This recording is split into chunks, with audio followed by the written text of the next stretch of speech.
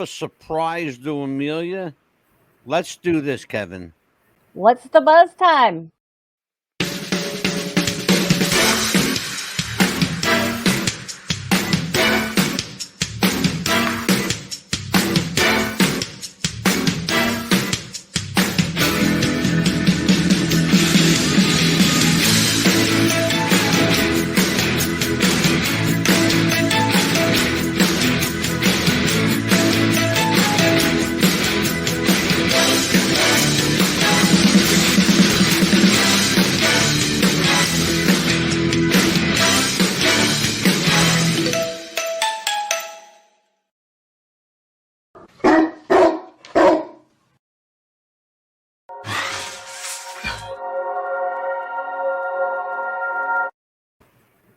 It's Thursday night, 4 o'clock in L.A. I'm sorry, it's 5 o'clock in L.A. It's 8 o'clock in New York City, and I think it's 5 p.m. in Iowa. I believe it's 5 p.m. in Iowa, Kevin. What time is it in Iowa? We'll figure it out. I believe it's probably 7 p.m. Because it's 5 p.m. where I'm at. Oh, okay. Oh, it is 5 o'clock where you are. Oh, you're in Tucson, Arizona. Yes. Wow. Okay. Fabulous. Fabulous. We, of course, are joined, as I promised, 2 nights this week by Bible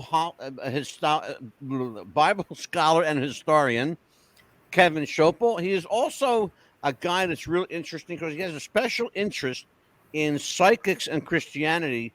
We talked about that Tuesday. We're going to get more into that tonight. I want to tell everybody I'm not used to flying solo. Amelia is not here tonight. She's on assignment. She's actually looking up our guest for next week. She's got a handful tonight. But if I know her, she's playing hooky, and she's probably home with her husband having a cup of coffee and eating a bowl of ice cream. So, Amelia, whatever you're doing, enjoy yourself, kid. Because Papa's flying by the seat of his pants tonight. Kevin, we had an interesting discussion on Tuesday. Very, very interesting discussion. And it garnered, I have to tell you, a lot of reaction from people. Our show has been shared out the wazoo with any number of people. Some Christians, some not. In fact, mostly not. But a few psychics actually got a hold of our show. And I received a very nice, really nice letter. I want to show people. This is a full-page letter that I got from a young lady. I want to give her a shout-out. Her name is Diane Payne Golden, and I'm going to read this later on in the show. I gave Kevin a little heads up on it because, you know, always got to give the guest a little heads up. We had an interesting night, Kevin. We saw video clips from various people espousing that psychics are evil and psychics are maybe not people you want to hang around. The general Christian blanket for all psychics is they're evil, they're not of God, they're the devil's workers, stay away from them, blah, blah, blah, all this other happy horse shit that we hear. And I'm just going to call it what it is because it's just horse shit. In fact, it's interesting, Kevin, most Christians are not the first people you'd go to if you needed help with something. I'd sooner go to an atheist before I go to a Christian for help with anything. And that's a sad state of affairs. And I'll be honest with you, I know quite a few atheists, and there's some of the nice people you'll ever meet. And they don't judge anybody because they don't have to. They don't believe in anything. So they got nothing to judge. In a way, it's an enviable position to be in. But if you're like you and I, and we were raised with some sense of morality and religious invocation in our background, then it's tough to just walk away from that. It's also very tough to live that kind of a Christian life when other things get in the way of Christianity, like the fact that you're a psychic and you have to like bear this burden yourself because society gives you very little in the way of support, comfort, encouragement. Can we talk about that? Because it's just you and I tonight. So why don't we just have a very kind of informal guy talk tonight? What are your thoughts on what I just said? I'm sure you're like bursting at the seams with opinion. Well, I know that this is something I said back when I was at Pima Street Baptist Church, and when I was teaching, and I was actually the adult education director. Where I said, when people have these supernatural questions, shouldn't we as the church be the first that people come to? Because again, what is a church? It's supposed to be dealing with the supernatural, the heavenly, the creator of all things. This may sound a little odd, but I got a call back, and I remember the date because of the 3579 number pattern, but it was March 5th of 2007. I got a call at 9 o'clock at night that apparently a friend of ours who had two small children were having practically the equivalent of a poltergeist experience. Wow. And when I come over and I went there, and I didn't see anything happening at that moment, but we got into the hallway, which was kind of the center of the house, and I shared with them what was said in Mark 16:17, that these signs will follow those who believe. In my name they will cast out demons.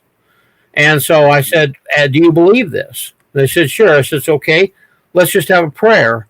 And I said, Heavenly Father, in the name of Jesus, I ask that these beings leave. And then I said directly to him, I says, in the name of Jesus, leave. You're not to bother this house. You're not to bother this family. Leave. Now, I didn't see any wild actions going on or a struggle put up, but checking back with Johnny and Raven a couple of days later, the mom and dad, they said everything had returned to normal after that. Wow. And that's the only thing like that. But I had to fill in for the pastor the following Sunday, and I created a message called Who You Gonna Call, which is like the theme to Ghostbusters. Ghostbusters, yeah, sure. And I emphasize that point. I says there are people who are having unusual experiences. They're afraid to talk about them, and we need to equip ourselves as a church to deal with this. And that's what I want to talk about. I want to go there because you mentioned something that I actually have personal experience with. One of the things that I'm known for, and of course, people who know me and people have come to me, I have a reputation, Kevin, as America's psychic bad boy. That's what they used to call me. America's psychic bad boy. And I've had that reputation for more than 20 years. Here's the thing. One of the things that I'm known for are my cleansings. When I go into a home and cleanse it, one of the most powerful prayers anybody could ever say or recite with faith in their heart is the prayer of Michael the Archangel. And those of you who don't know it, just look it up on Google or Yahoo or whatever. The prayer of Michael the Archangel. That was my go-to. And I have to tell you that when you talk about people having issues in their home with spirit activity and dark energy, for lack of a better word, nothing works better than faith in your heart and a prayer in your hand. Nothing works better than that. You don't need holy oil. You don't need holy water. You don't need any oracle. You don't need blessed salt like people do. By the way, they do that in the Orient, Japan particularly. They throw salt to get rid of the evil spirits. To me, that's just a waste of salt. I agree. Nothing, in my opinion, Kevin, and it's only my opinion, Nothing works better than, as I said, faith in the heart and a prayer in the hand. But there are people in the church atmosphere, people whose job it is to pray, people whose job it is to invoke faith. You will not see those people. You will not see any of those people. Looks like somebody's trying to get through to you, Kevin. Yeah. That's. I'm gonna have to. Yeah, you could Just a second here. go ahead. Take Can your I go time. ahead and have Santa call you back? All right, she's on my phone right now, which is 248-6706 if you want to dial her. Okay. Thanks. Okay, I apologize for that. It was one of Stan's friends. What we did, because on Tuesday night I used up about half of my uh, hotspot data being on the show, and she says I will loan you my phone tonight so you can be on Thursday night's show. And so her friends are calling on this phone here that is hooked up to the podcast. Well, I was going to say, do you have a computer? I do, but we had some bad internet problems, and this happened when I was doing what we call Christian intuitive worship between July and September of this year. I remember that. I remember talking to you about that. Yes. Right, and so what had happened, there was on 2 of the 5 messages where I was delivering the message, although others did the music, but my internet connection was fizzling out on me, and I was having trouble with my provider, and so for the moment, at least right now, we switched to hotspots. Yeah. And I may have to revise that, but in any case, that's why we had that little interruption there, and I apologize. No problem, my friend. But what we were talking about is churches. These are places where you go to pray. There are people there whose job it is to pray for you and with you. There are also people there to help you build up your faith, to invoke faith in you. But you will never see any of those people at any time, anywhere, going to bat with a psychic or someone that's intuitive or someone that calls themselves gifted. Although you can pick up the Bible anywhere and it's got any number of references to gifts of the Spirit. Now, Yes. isn't that a hypocrisy? Let's talk about the hypocrisy of the church as it relates to people like you and me. Because I know that you don't call yourself a psychic. I know that, but I also know that Kevin Schoeppel is very intuitive. So, Yes. Call yourself what you will. I'm going to call you one of my people. So Thank you. You have a gift, just like I have a gift. We use our gift for good. That's what we do. And I will confess to you, I will confess to the world, and I will confess to God publicly that I have at times in my life, especially early on in my life, there were times that I used my psychic ability for personal gain. And I'll just tell you, money, women, sex. I'm not going to lie to you. I'm not going to lie to the world. I've done that early in my life, but you grow up and you educate yourself, and God kicks your ass a little bit, a lot. Oh, yeah. Yeah. And so you go, okay, here's the deal, Lord. I'm not going to take any money for what I do. And that's the deal. I won't take any money, and I'll do my work for you. And I'll do a good job, and I'll keep my nose clean and above board. That's why I don't take money for what I do. That was a deal I made with God. I'm honoring my end. Now, if people want to give me money, I'm not going to turn away a donation, but I don't go soliciting, let's put it that way. And I never do. So your opinion on the way the church, Kevin, handles people like us. Well, in here's what I've seen: more the people that have at least an intuitive, a psychic ability. Many times they've kept it quiet. When some of them found out the book I had written, they would come out of the closet, so to speak, about experiences that they'd had with angels or experiences with intuition. It turned out the person who took over my class at Pima Street actually, had telepathy as a gift, but she never really said it around church. Yeah. But the fact is, I feel that we all benefit from these things. And as I was even saying on Tuesday night's show, that that Melanie, who saw that I was writing 4 books, and back in 2010, Yeah. it was an encouragement to me. It's to me, it's not always like fortune telling, picking the lottery numbers and so on, but many times to kind of give you a feel as, are you on the right track? Are you glorifying the Lord in what you're doing? Now, I also mentioned my first girlfriend, Tami. As I told you, she was precognitive. Mm-hmm. Her dad was a big fan of going down to the Greyhound track here in Tucson. And once I turned 18, he definitely wanted me to come along so that I would go to the Mutual window and place his wagers. Well, You like to play the ponies, huh?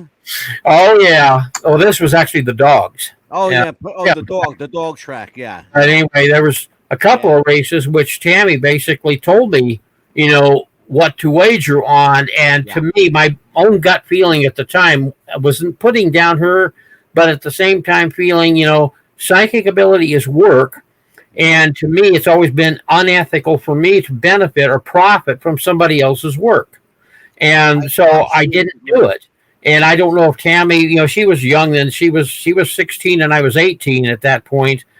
And maybe she felt that I was spurning that gift or something. I never did. Yeah. I did many times tell her, what makes you sure. I didn't press her hard on it, but I always wanted to kind of know. And she had a funny way of answering some things. Like she predicted that 3 New Year's Day bowl games in 1976 would be an upset. Yeah. And I said, what makes you so sure of that? She said, because it's your birthday. Yeah. Right. And it turned out she was true. She was correct about what had happened, but that was her answer for me. Incredible. Incredible. I have to tell you, you struck a nerve with me. It's funny. One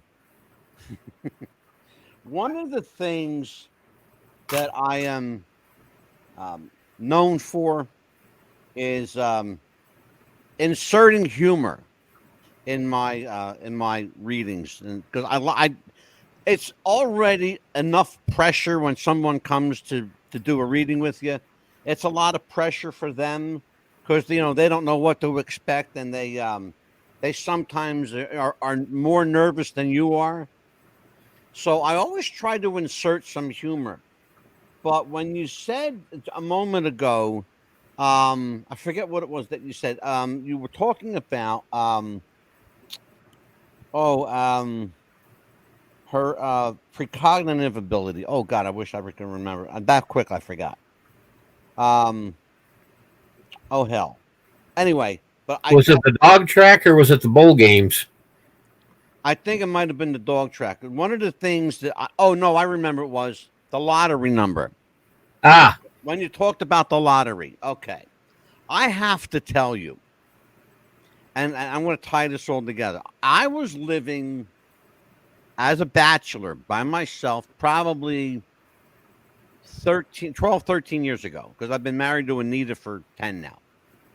And about 12 years ago, I got a phone call from a client in California.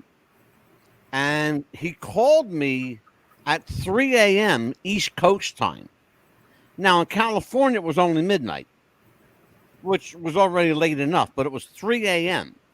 He called me in a drunken state. And I mentioned the humor because this is what I did, thought I was being funny, okay? You're going to appreciate this, Kevin. Trust me. Here's the story. He calls me and says, Angelo, you gotta help me, brother. I need the lottery number. I'm in trouble financially. I'm drowning over here. I need help. I'm sorry I'm drunk, blah, blah, blah, blah, blah. Anyway, so he's loaded. I mean, he's just like 3 sheets to the wind. I said, that's not what I do. X number, a person, I'm not going to mention his name. I said, That's fine. that's not what I do. Mr. X, I'll call him. Mr. X, that's not what I do.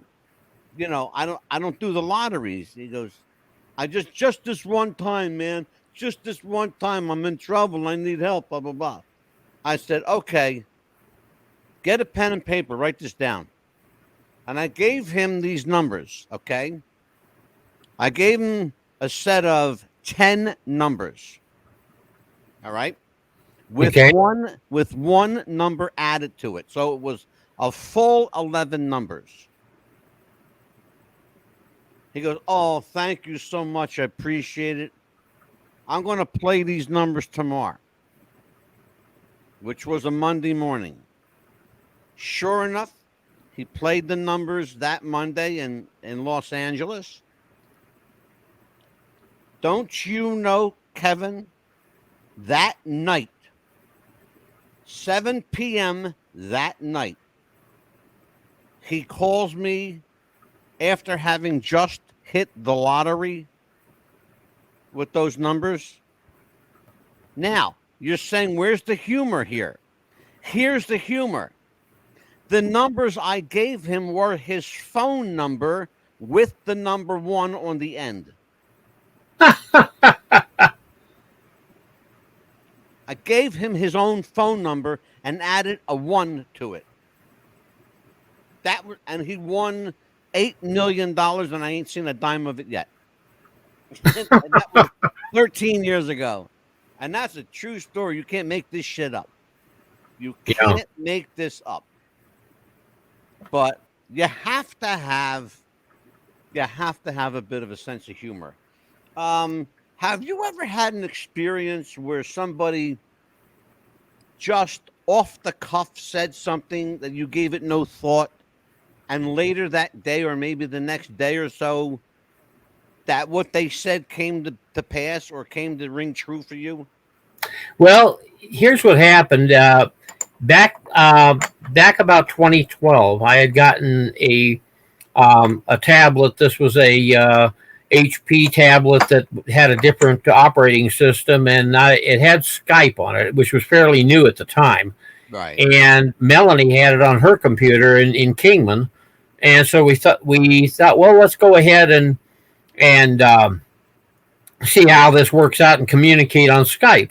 Yeah. Well, because at that point, you didn't have these developed backgrounds like this brick background behind me, which is, contrived. Yeah. And I didn't want her to see all the storage mess. So I turned my chair to where there was a radio in the background. Yeah. And, and one of the first things that she says, your dad's still glad that you still got that radio. And I said, yeah, I know, he gave it to me when he left for Turkey and I was 11 years old. And it was 2 days later that I thought, wait a minute.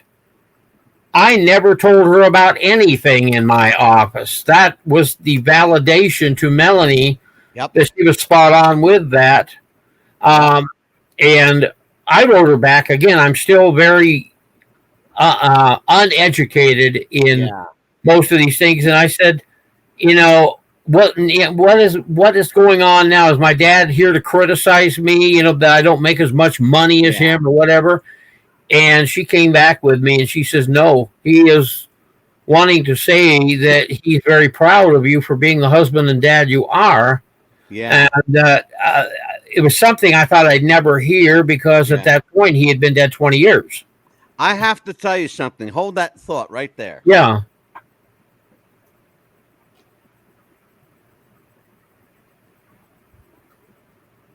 I reached over and I grabbed this. I'll tell you why I grabbed this, because what you're telling is absolutely the same story. My father passed away this year in January. He passed away on my daughter's birthday. Okay? January 21st. I'll never forget that day because we lost my father. It was my daughter's birthday. And one of my favorite singers died that day too, Meatloaf. Mm. Yeah. And Louis Anderson passed away that morning too. Okay? All within 10 minutes of each other. My father, Meatloaf, and Louis Anderson. Okay? Going over to my dad's house to clean the house out. I find a voice speaks that says, "Look up." So I'm in the shed outside, like a little garage area. I'm in this shed and they say, "Look up." I look up and this is what I find. Okay? I Uh-huh. have, I have to tell you about this. I bought this from my father when he turned 40. Okay? I bought this when he turns 40. I didn't realize it at the time. In fact, I didn't realize it until I pulled it out of the garage, that there's a number on the back. I can't see the number very well. 791, it says. Oh, I see it now. Yeah. It says 791. I didn't realize at the time that what I was buying was a collector's piece. It says, "Dad, you're number one." My father was very proud of the fact that I turned into a fine father myself. So I will say that about myself. I will pat myself on the back for that one because I am a good dad. And when I saw this, I just laughed and I shook my head because I thought to myself, you know what, you old bugger, now it's my turn, right? And I got this when, like I said, when he turned 40. He passed when he was 81. He was 81 years old when he died. He would have been 82 in May. But it's just funny how, because again, this should never have been in the garage. It should have been up in his office where it used to be.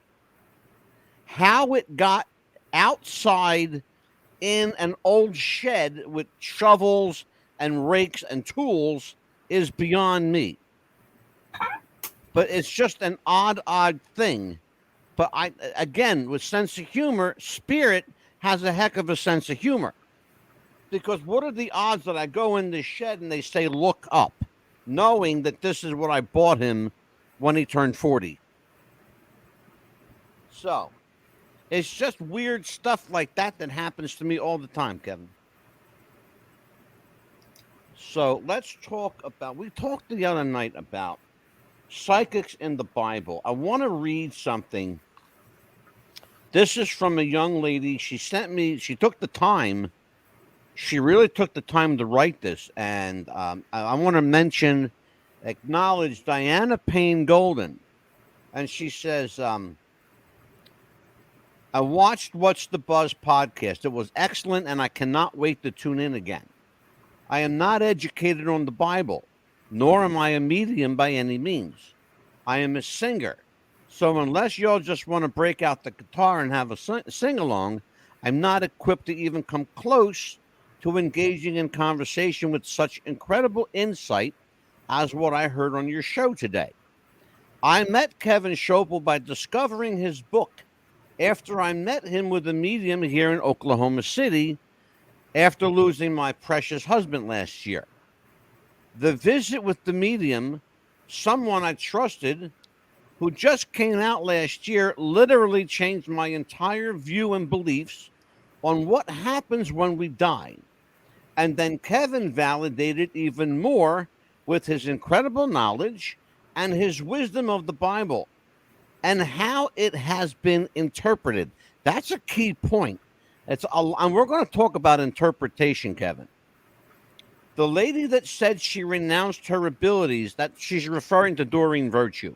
Yes. The lady that said that she renounced her abilities and gave her life to Jesus was very interesting.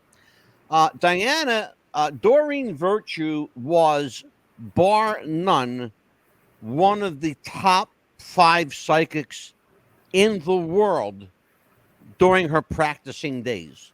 and that's not by any means an exaggeration. And she was probably like number 1 or 2 of the top 5. Kevin always was right on the money with that, as far as I believe. Intentions may be to deceive, or like Kevin said, disobey the Lord, would be something not to dabble with. But I've seen a true medium in the flesh, and he just came out with my visits, and it was absolutely healing. And there was no ill intentions or false negative energy whatsoever in the room. It changed my entire view. These people God put in my path, thank you, Diana, for saying that. These people God put in my path gave me peace and comfort and was nothing evil whatsoever. And I have no doubt whatsoever the Bible has been so misinterpreted for the benefit of religions and churches, that so misrepresented. So misrepresented for the benefit of religion and churches, and because of the different interpretations, it has created doubt and fear in people. And if there is one thing I do know for certain, fear and doubt do not come from the Lord. Amen, Diana Payne Golden. I don't know you, lady, but I already love you. Kevin. Yeah, she is a very nice person. Like I say, I've chatted with her a few times on Messenger. She has sent me her album that she had recorded. She's a great singer. Well, I'll tell you what, Diana Payne Golden, if you're out there and you want to send me a CD, I will get it to Sylvia. I will get it to Lacey J. Dalton. I'll get it to a management company in Nashville. You want to come on the show and sing? I'll sing with you. I'll play the guitar for you, too. I play very badly, but I can still play. That's another show altogether. But, Kevin, let's talk about this. We had a lot of feedback. That's one letter. One. Yeah. A very nice, beautiful, long letter. We've had others shorter, but basically saying the same thing. Like, where have you been all my life?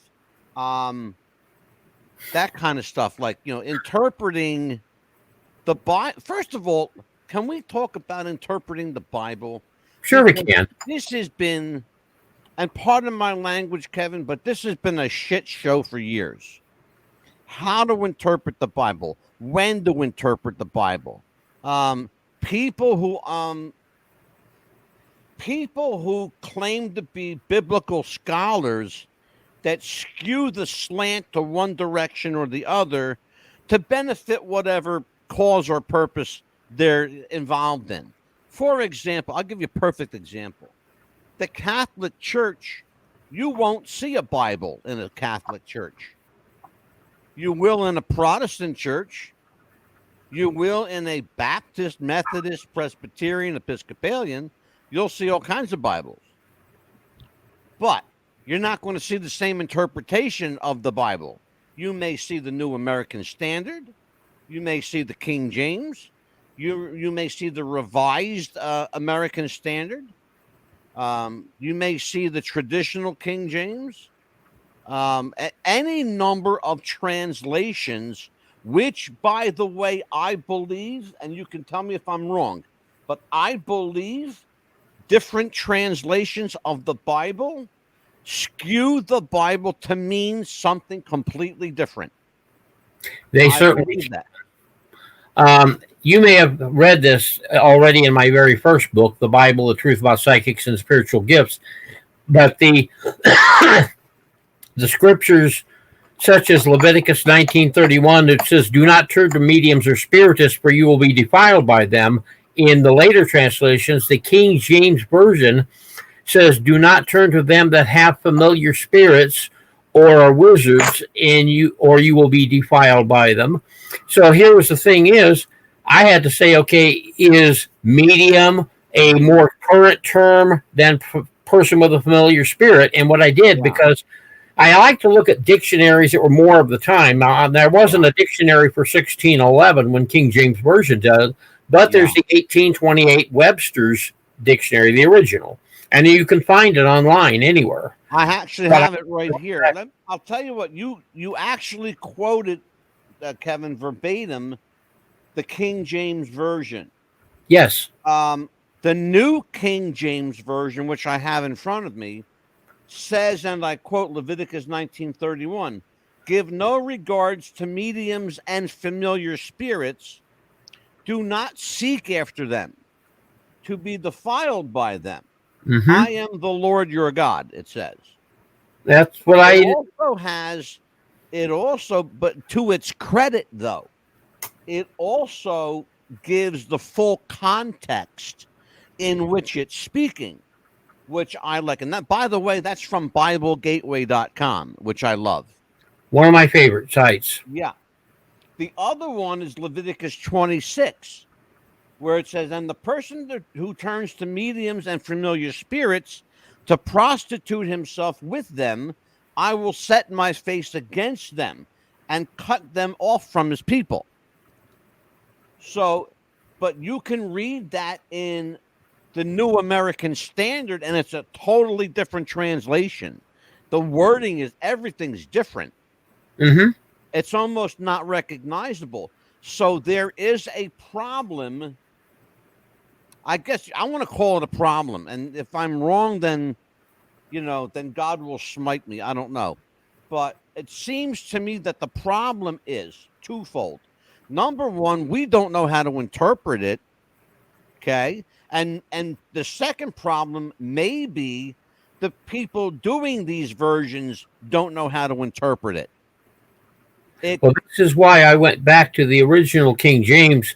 See, one of the differences in the King James Version was that when it was initially commissioned by James I of England, you had two groups of believers, which was the Anglicans and the Puritans. Yeah. One group believed that the Geneva Bible was the correct one. The other believed that the Bishop's Bible was the correct one. So James I said, "We're going to settle this.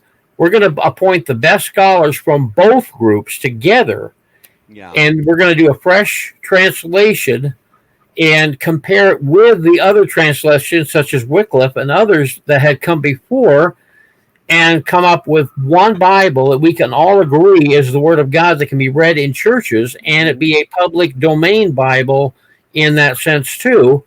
So the fact is that you had, let's say, if I was an Anglican, a Puritan might be checking my translation work, my opponent.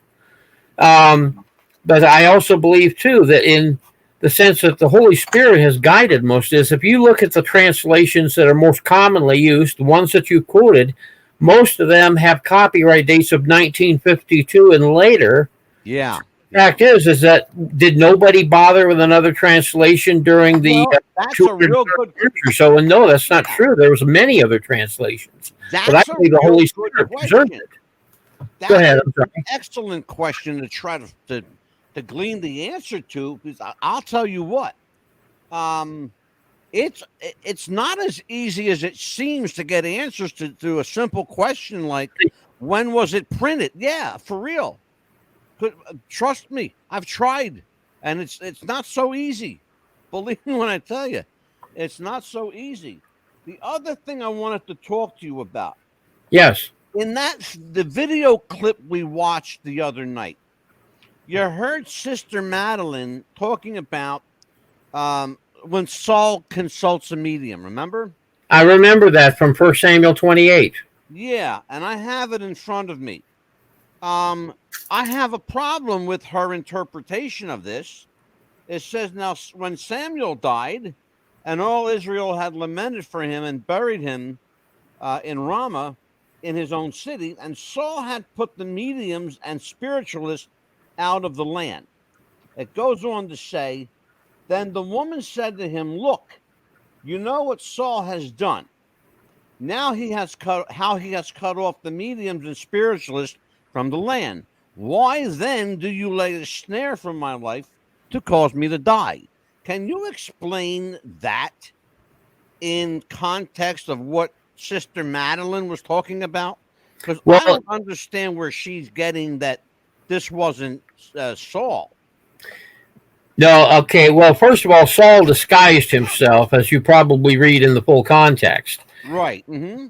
But there's another problem I had with what Madeline was saying was that she said that the spirit that came up was not Samuel, whereas the Bible, if you look at the whole chapter, the Bible never says, and this spirit that was impersonating Samuel, it says this was Samuel.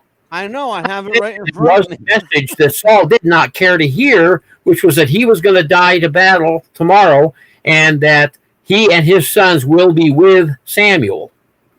Yeah, I know. I'm looking right at it. I have. Yes.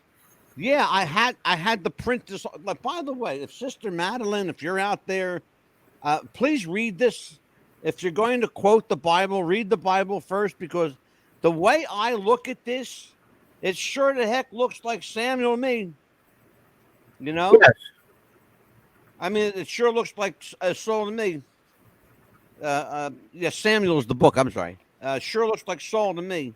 Yes. But it's, Well, that was exactly why the woman, it says it in that translation, that she shrieked and said, "You are Saul," because the spirit that came up was actually Samuel. It was not this familiar spirit. And if you'll also read there, that says, seek out a woman in Endor who has a familiar spirit.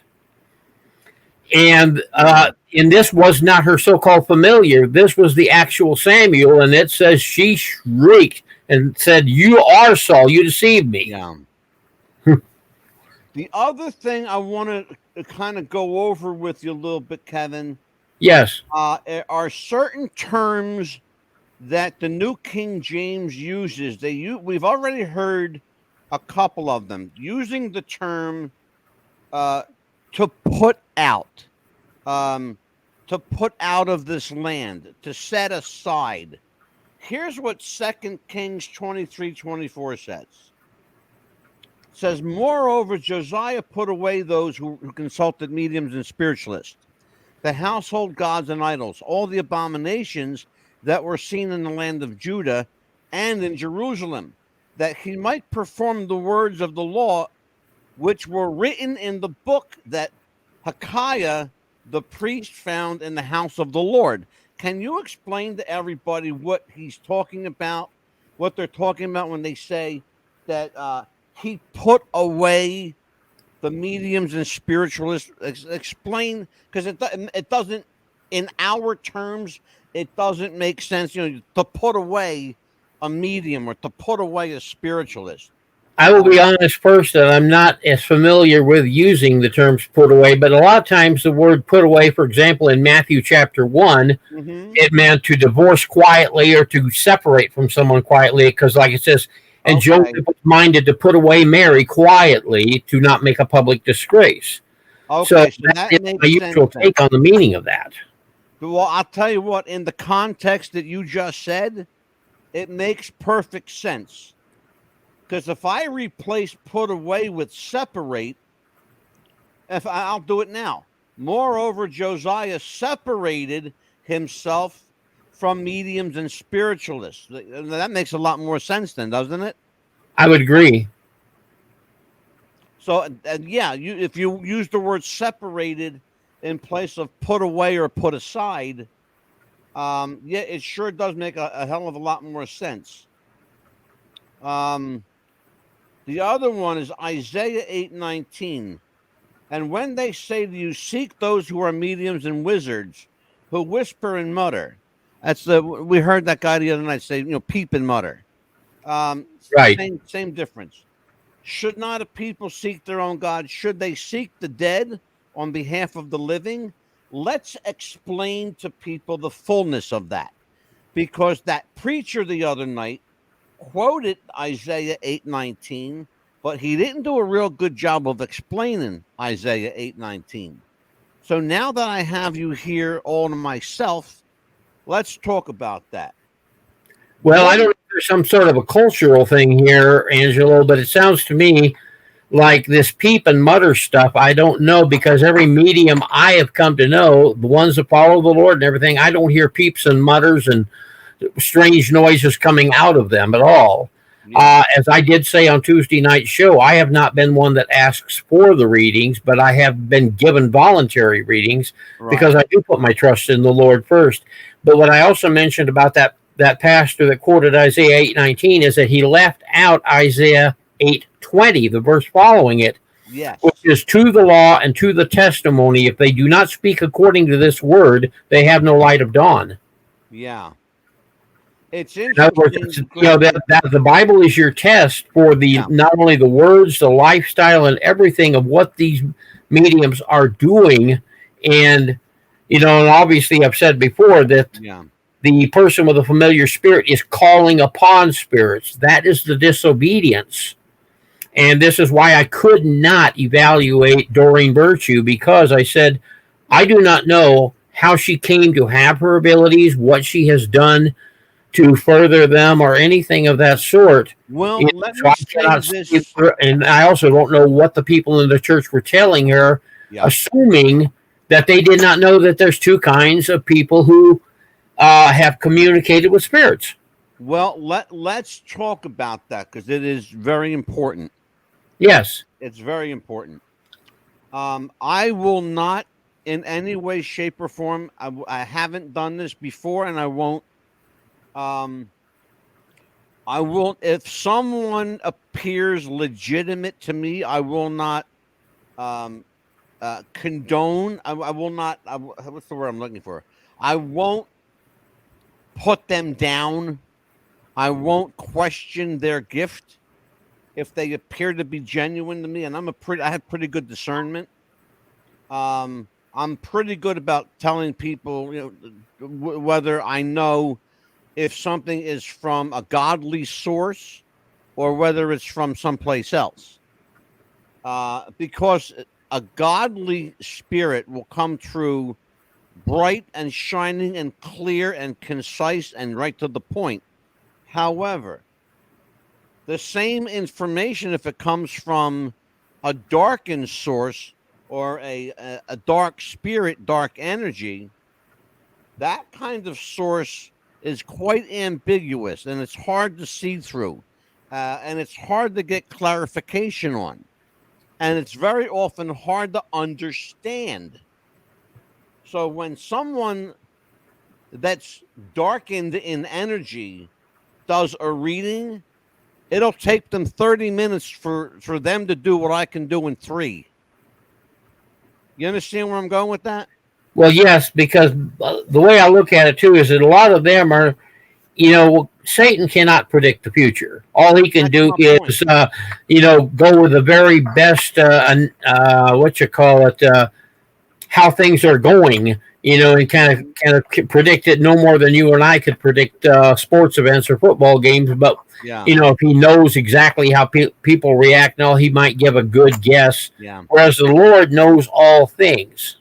And, even still, just the fact that somebody might be spot on from a dark energy. This is what I said about Deuteronomy 13:1-5 the other night, when I said, if someone tells you that something will happen and that event comes to pass, and he says, let us follow other gods, you are not to listen to that person. Absolutely. So the spot on is not the test. The spot is, are they obeying the Lord in being spot on? That is an excellent segue for where I want to go now with it.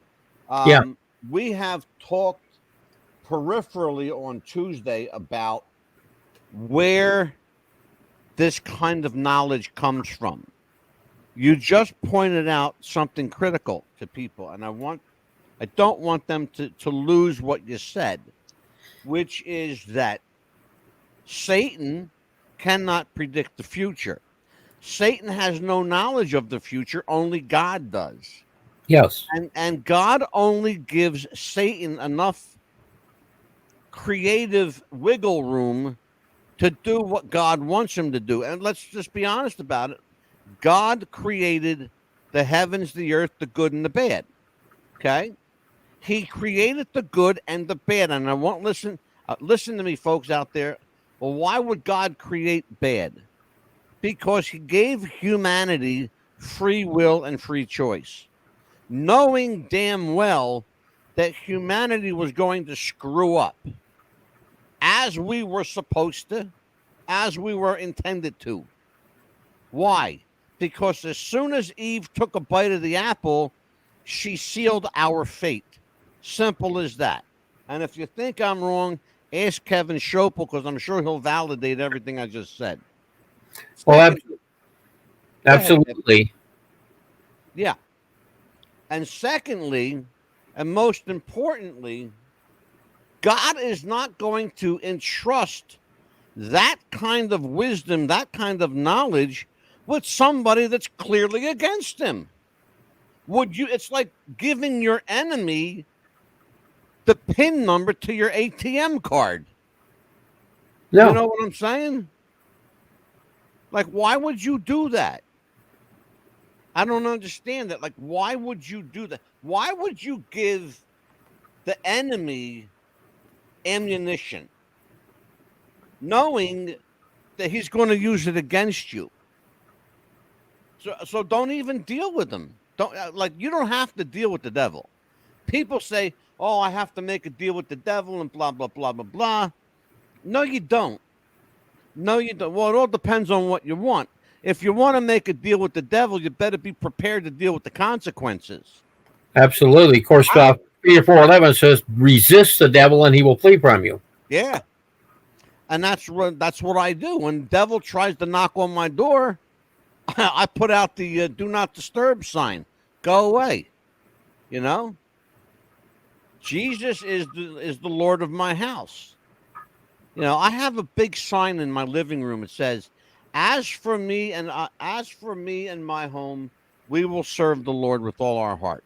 That's right over my right shoulder here in my office. It was a clock that I made for my mom and stepdad when they got married, and I put that scripture, Joshua 24:15, on the clock. Absolutely. Yep. Yes, sir. It's one of my favorites.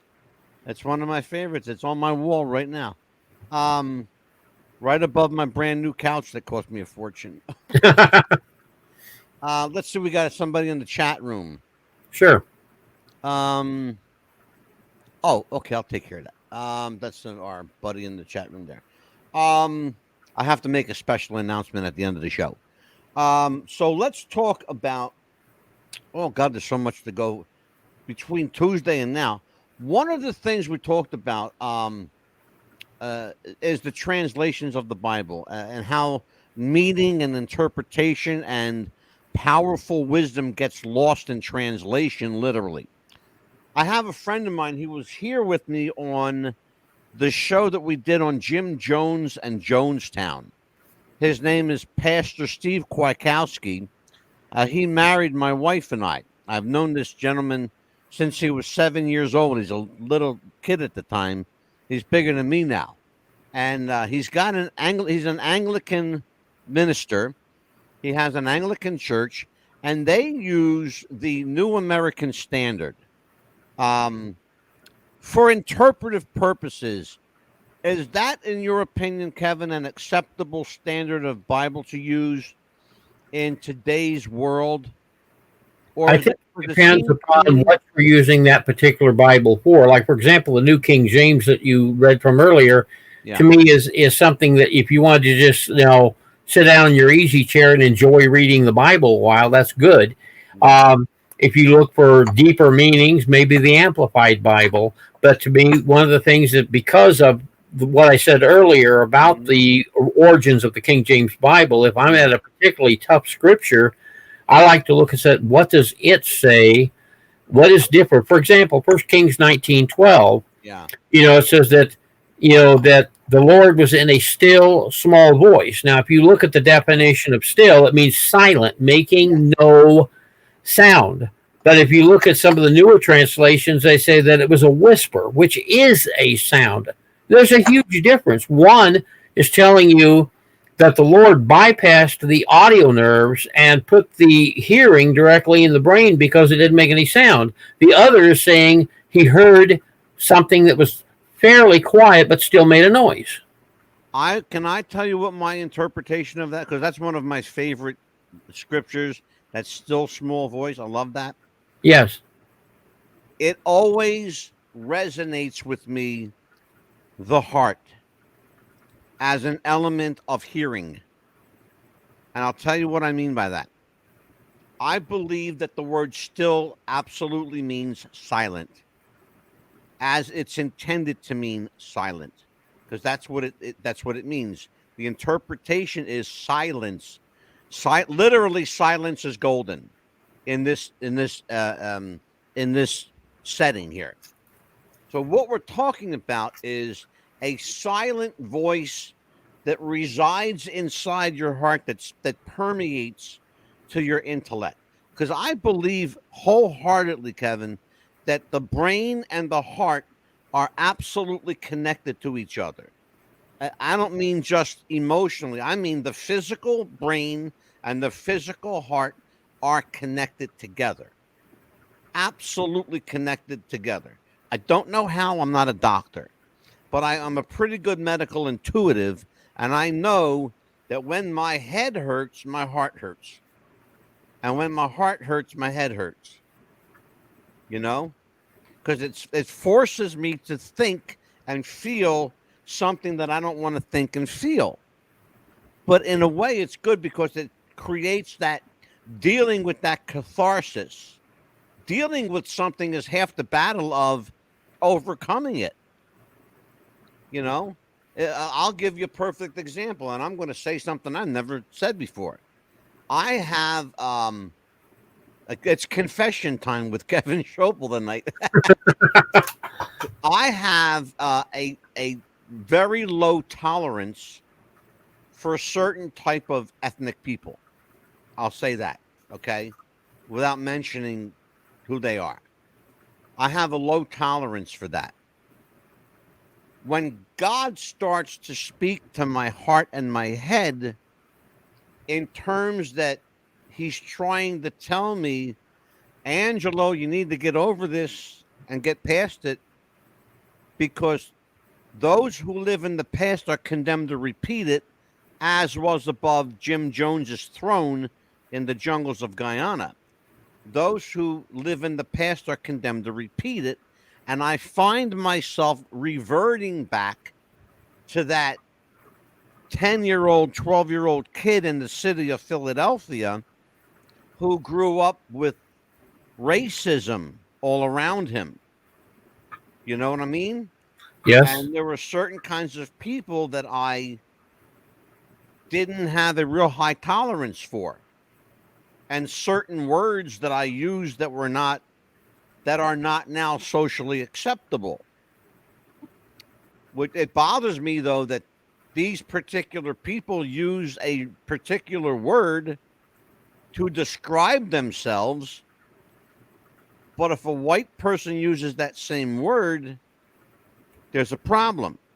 So listen, you guys, stop using that word and we will, okay? You understand what I'm saying? I do. And one of the things to me is that the more I use the person's real name, the less I tend to say the black person or the Oriental or the Mexican. I will say, oh, this is Armando, this is Keonis, this is, Yeah. and it has a way of driving out that kind of a prejudice when you're talking to the person and addressing by their real name. Yeah. And you know what? And I would do that. Problem is, I don't know any of their names. It just, I see things happen around me, Yeah. and I don't like what I see. I live in an area where there's a very high crime rate, a high black on black crime rate.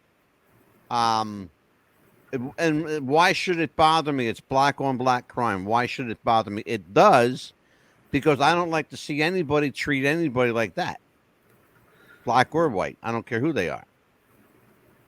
My own particular prejudices go back to when I was a kid, a little kid in Philly, growing up, hanging out on the streets for a while, till my father had a house built here in New Jersey. And then I never saw another black person again for a long, long time. Not till I was an adult. That's true. That's true. Can't make this up. But that's my thing. That's my big thing right now, is getting over my prejudice and asking God to help me get over it. And it's hard. It's really hard. Um, but I will tell you though that it's getting better. I'll put it that way. And I'm being truthful. I'm being honest with myself, and I'm being honest with my audience. It's getting better. Um, I will tell you that I have a young black woman living in my house. She's dating my daughter. My daughter's gay. I accept that. I accept her partner. Wonderful, wonderful young lady. I have no problem with her. Why do I have a problem with other people? I can't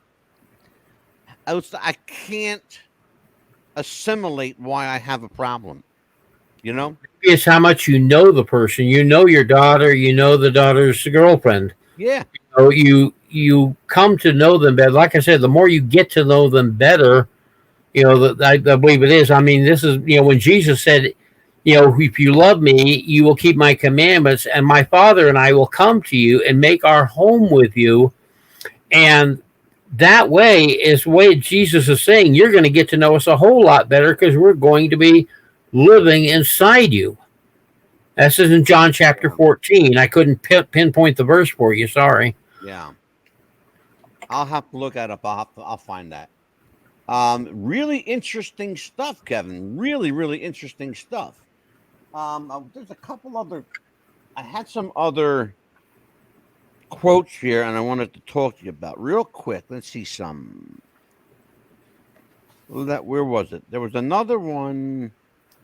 Oh, Second Kings. Can we talk about why is the Second Kings chapters on mediums and spiritualists so misinterpreted, misunderstood? I'll give you a perfect example. 2 Kings 21:6. Also, he made his son pass through the fire, practiced soothsaying, used witchcraft, and consulted spiritualists and mediums. He did much evil in the sight of the Lord to provoke him to anger. What's the full context of that? Okay, well, first of all, let's get past the fact that the word medium is a mistranslation. It was probably familiar spirits in the original, but let's go beyond that now. A lot of First Kings, Second Kings, First Chronicles, Second Chronicles was talking about here are kings that did what was right in the sight of the Lord, and here's the ones that disobeyed God and did what was not right in the sight of the Lord. And it's more of an overview. It does get specific in there that they made their sons pass through the fire, which was in violation of Deuteronomy 18:10. So the fact is, that's what they're really trying to do is to say these people did what was right and the others did not. And, as to what made the difference, it could have been whatever people, whatever advisors, whatever, who they were with. I mean, Solomon started out with his heart devoted to the Lord. All the foreign wives that he had, 700 wives and 300 concubines, turned his heart differently. Yeah. The other question I had for you. Yes. Why is 2 Kings 21:6 and 2 Chronicles 33:6 almost identical? Because a lot of it is overlapping. Second Chronicles was written by a scribe named Ezra, which is the book that follows Second Chronicles. Right, the book of Ezra. Yes. Okay. Yeah, but the fact is there was two different sources documenting the history of Israel from the time of the divided kingdom, which was right after Solomon, until the exile into Babylon. Yeah. I'll tell you what, if you want to know the answer to anything biblical, just contact Kevin Schoeppel. He's the guy. He's my go-to guy. So Kevin will be with us. I want to tell everybody, and I want to make sure I do it right now. I have here we go. I have the schedule. And we've got Kevin coming back. He's going to be with us on the God question. We are doing a show with a couple of real interesting people. Kevin Schoeppel, of course, will be here. Justin Carpenter will be here. Yes, his initials are JC, folks, and he looks just like him too. The other person who will be with us, and it's going to be all men that night, Kevin. It's going to be you, me, Justin Carpenter, and probably my pastor, Pastor Steve Kwiatkowski, who is an Anglican pastor. That's going to be an all-male show talking about the Bible. Amelia will not be here for that show because I will make sure that she's on assignment studying another show. So I'll tell you what, let me just plug. Oh, by the way, Kevin, I bought all 4 of your books the other day. Oh, thank you. So you'll be getting a check in the mail. You'll be getting a check in the mail from Amazon. Let me just tell everybody the books. He's the author of The Truth About Psychics and Spiritual Gifts, God's Purpose for Psychics and Everyone, Melanie, a Christian Medium's Life and Her Gifts of Spirit. And the number 4 is, Kevin? It is Christians and Psychics. God has gifted them both. That's the other one. And it's funny, though, because I don't know if I told you, but that book is not with the other 3. You have to search it out by itself. It's so strange. I've never had a problem when I've told people, I said, if to find the books, put in my name on Amazon as a search engine. And I usually turn up all 4 books, and I also turn up one by Jennifer Lawnberg, which was the Secret Experiences of a Closet Psychic. And I guess what? I'm working on getting her on the show. If you know her, be glad to have her as a guest. She's very well educated and knowledgeable in mediumship. You know what? If you can contact her for me, yeah.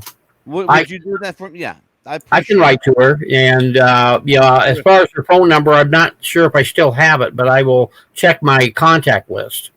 Okay, and we'll do that, of course, everything off air. The other thing is I want everybody to know that Kevin will be again with us on the God question. We're getting into some heavy subject matter, and I'm happy to be honest with you. This is good stuff. This is really good stuff. So, Kevin, it's been a nice show, just you and I. Yes. For an hour. And thank you, my friend, for making time with us on the Thursday night. I guess you go spend some time with Shayna now and hang out and maybe have a little milk and cookies before we absolutely go to bed. And the Lord is flickering my screen over here. What did I do, Lord? But I'll tell you what, here it goes again. Yep. So listen, I'm going to let you go. You have a great night, and everybody, will see you next week. And we will talk about Love Has Won with Amy Carlson. Amelia will be back with me Tuesday. Take care, everybody. Good night, and enjoy your weekend. Bye.